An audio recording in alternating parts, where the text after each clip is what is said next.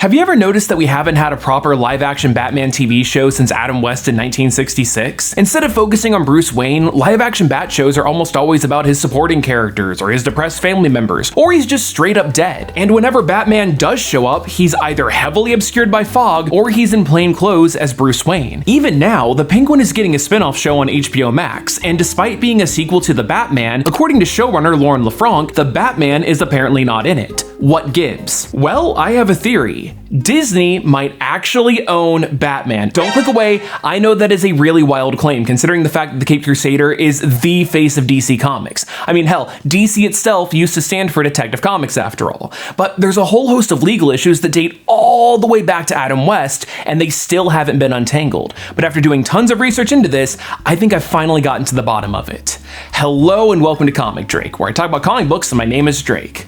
Let's talk about it. Now, I know that you'll basically never get to see the lower half of my body in these videos, but I assure you, I'm not a snake monster or anything. In fact, I have 2 feet, which are currently being comforted by the sponsor of today's video, Bombas. I'll be totally real, before they sponsored this video, I never really cared about the quality of my socks. I just bought the biggest, cheapest bag that I could find at the store, but this merino wool blend is legitimately super comfortable. Like, I did not know that socks could feel this good. And on top of that, they are super durable with no seams between the toes. Plus, Bombas has a great mission because they were literally formed when the founders learned that socks are the #1 most requested item in homeless shelters. So for every pair that you purchase, they also donate a pair. In fact, they have donated over 100 million items to homeless shelters across 3,500 giving partners across all 50 states. And on top of that, their 100% happiness guarantee for free returns and exchanges ensures that you are absolutely going to love whatever you order, no matter what. Just go to bombas.com/comicdrake and use the code comicdrake20 at checkout, and new customers will receive 20% off their first purchase.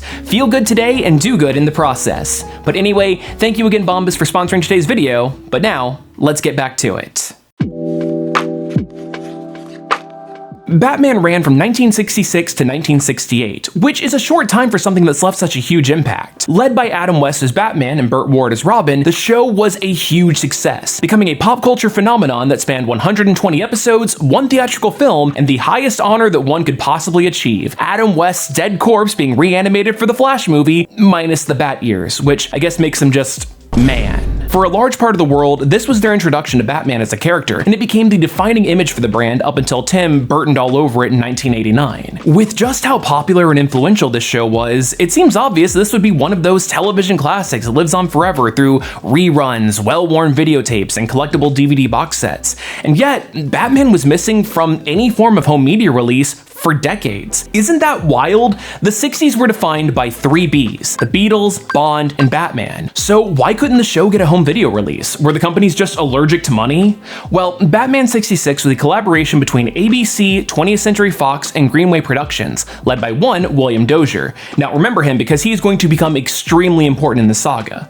Noticeably missing from this is Warner Brothers, who didn't buy DC Comics until about 3 years later. The rights to Batman 66 were divided up between Fox and Greenway. Fox had the exclusive distribution rights, and Greenway got to own the actual footage of the show. Meanwhile, ABC supposedly paid $7,000, or $67,956.17 in today's money, for the ongoing television rights to the Batman character. So they make this deal, the show airs, gets popular, ends, and continues on as reruns with a strong fan following. Cut to decades later, 1997 to be exact. A good year for Batman fans who love bat nipples and ice puns. Let's kick some ice.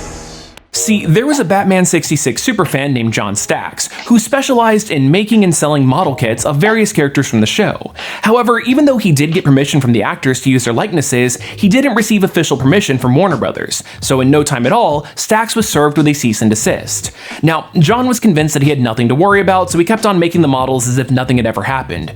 But because they were so annoyed that Stacks didn't back down, WB returned with a lawsuit for $8.5 million, which he understandably didn't have. He definitely wasn't making that money making these. Losing this lawsuit would ruin Stacks' life, so he did some digging, and it turns out that Warner Brothers might not even have the rights to Batman 66 to begin with. See, when William Dozier passed away in 1991, his Batman rights were divided into 4 pieces, 2 into his children, Deborah and Robert, and 2 into a couple of Greenway's lawyers named Jacques and Barry. Notably, Deborah Dozier had actually tried to get a DVD release of Batman 66 put into production, but was stopped by Fox, resulting in a lawsuit and them settling out of court. So clearly, Fox was very much aware of their ownership of the show and was determined to make the most out of it. This is probably also a good time to mention that although the 66 show had never gotten a home video release, the theatrical film, which due to its own separate rights and licensing agreement, was able to get VHS, DVD, and Blu-ray releases, including this one cover that tries so hard to make the movie look all dark and serious like the Tim Burton film, when in all actuality, it's the movie that gave us the shark repellent spray. Anyway, the paperwork dug up by Stax caught the attention of Classic Media, a company that specializes in content acquisition, and they began their own journey to assemble the rights. Deborah, Robert, and Jacques all sold their pieces with minimal issues, but Barry had unfortunately passed away, so his share of the Dozier rights were further split among his heirs. All in all, it took Classic Media about 3 years to reform the Dozier rights into a single entity, which meant the next hurdle would be 20th Century Fox. Evidently, there was a clause in the contract that stated that if one party rejects an offer to buy the other's share, then they could then buy the other party's share for the same proposed price. In English, Classic Media went to Fox and said, "Hey, sell us your Batman rights for a few $1,000,000, and then Fox either had to comply or buy Classic's rights for 3 times what they paid to get them in the first place. Either option would be a massive win for Classic. They would either own Batman 66 or they would make 3 times their investment. After some back and forth and arbitration, the two companies came to a deal, with Fox buying the Dozier rights from Classic Media, and at long last, the Batman 66 rights were reunited into a complete entity under a single owner. But just because Fox owns the show, that doesn't mean that they could just do whatever they want with it. After all, Warner Brothers still owns Batman as a character, so they would need to sign off for any project that involves him. But that didn't seem to be much of a problem, because in 2014, almost 5 decades after the show ended, Fox and WB came to an agreement and put out the first ever home release. And assuming that they hadn't died while waiting, fans of the show could at long last legally get their hands on it. This is a great happy ending. But remember the issue of ABC reportedly owning the television rights to the character of Batman? Well, that's still a bit of a mystery.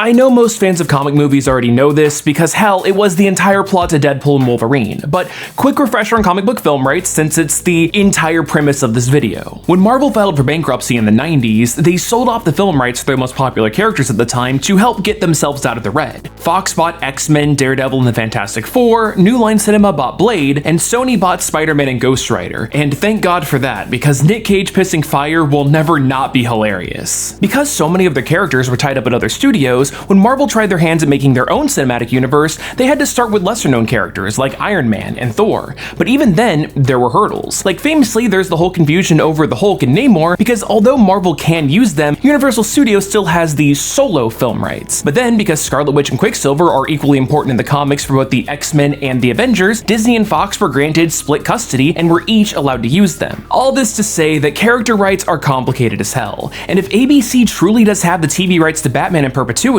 then the Caped Crusader is likely suffering a similar fate to all the Marvel characters that are stuck in legal limbo, and he won't be allowed to join his Super Friends on the small screen. So why doesn't just Warner Brothers pay ABC to get the rights back and then be done with this whole debacle? Well, it's unlikely that they'd ever want to sell them in the first place, because you know who bought ABC in 1966?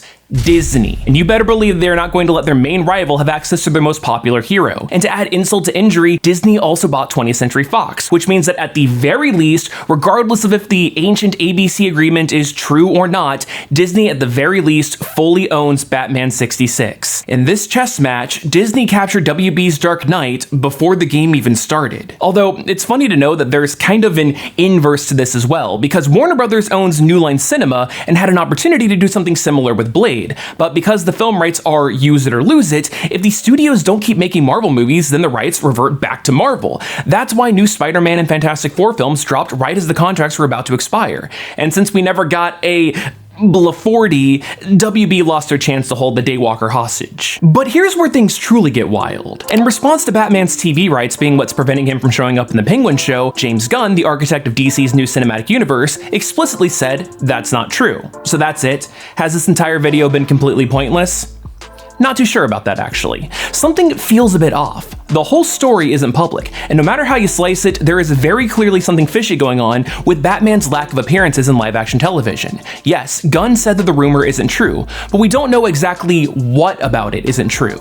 So in order to get to the bottom of this, I teamed up with the University of Wyoming because, get this, William Dozier had donated a bunch of his personal files to their library, and considering that this collection is how John Stacks uncovered the rights issue in the first place, it's pretty damn likely that we'd be able to dig up the same contract that spells out the TV agreement. And I just gotta say, as a comic book historian, this collection was fascinating to look through. Like this contract showing that Dozier was the show's narrator. I don't know if it's possible to dox the dead, but I feel like it's probably a good call to blur out his social security number anyway. Predictably though, most of these documents were written out in boring legalese, and there was some cool stuff here, like this agreement with a company called Barris Custom City to create the iconic Batmobile. However, after reading through piles and piles and piles of paperwork, I couldn't find any documents about ABC's claim to the ownership of the Batman character on TV. The closest I was able to dig up was this agreement between ABC and DC, or as it was known at the time, National Periodicals, for the merchandising rights to the show. So let's get a little bit more creative and take a look at the shows themselves to see if we can figure out any noticeable patterns. As we established earlier in the video, there has never been a live-action Batman show on TV after Batman 66. There have been plenty of cartoons, but never live action. And this seems to exclusively be a Batman problem, because WB has never had an issue of letting their other most popular superhero exist on television. Which brings up another great question. Why did we never get to see Bruce Wayne in Smallville? This show focuses on a young Clark Kent and had so many other superheroes show up as guest stars. It's what introduced me to Booster Gold, who has since gone on to become my all-time favorite superhero.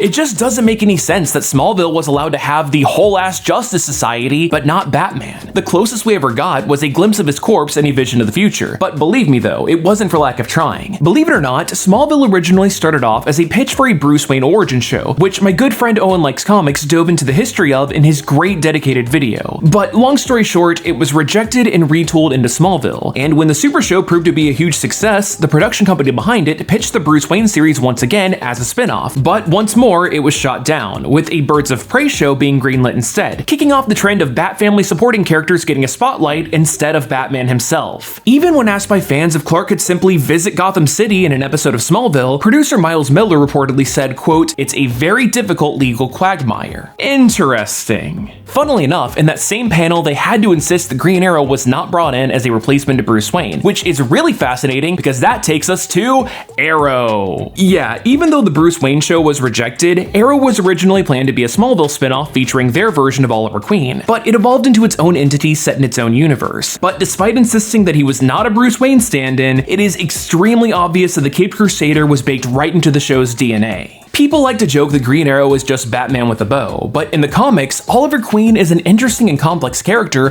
who actively fights for social justice and the rights of the working class. He is also generally upbeat and madly in love with his wife, but apparently all Warner Brothers saw was billionaire vigilante. Arrow's Oliver Queen is dark, broody, works stealthily in the shadows, and is fueled by vengeance. He's even trained by the League of Shadows like the Christopher Nolan version of Batman, and he mostly fights the Dark Knight's rogues gallery like Ra's al Ghul, Talia al Ghul, Huntress, Deadshot, the Calculator, Deathstroke, Firefly, Dollmaker, and Clock King. But hey, at least Bruce Wayne got a name drop once. They could have put Bruce Wayne's head on that body. Has Bruce Wayne left Gotham to hang out in Star City recently?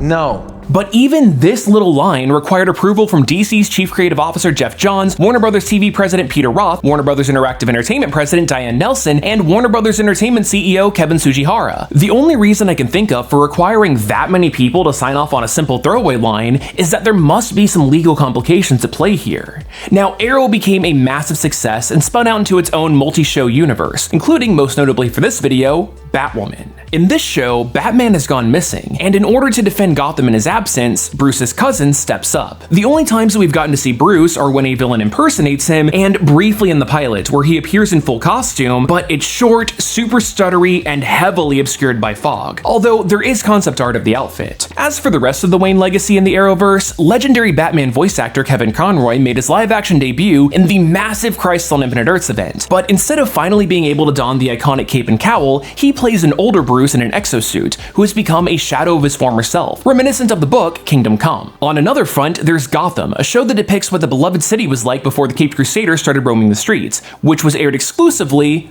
on Fox.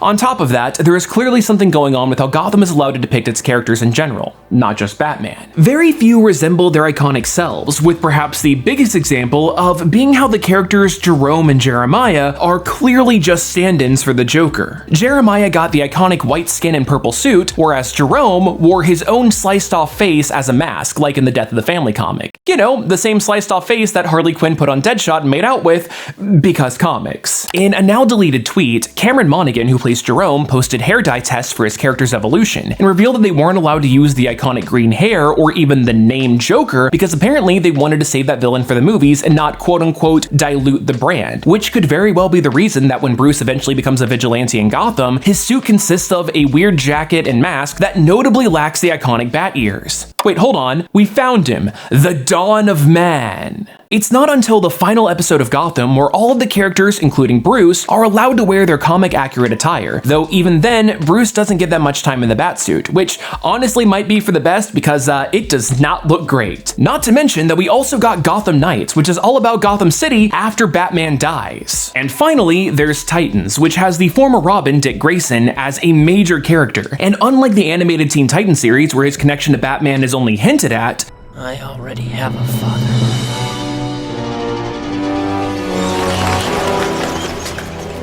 Batman frequently gets name-dropped in the first season, especially in this iconic line from the first episode. Fuck Batman.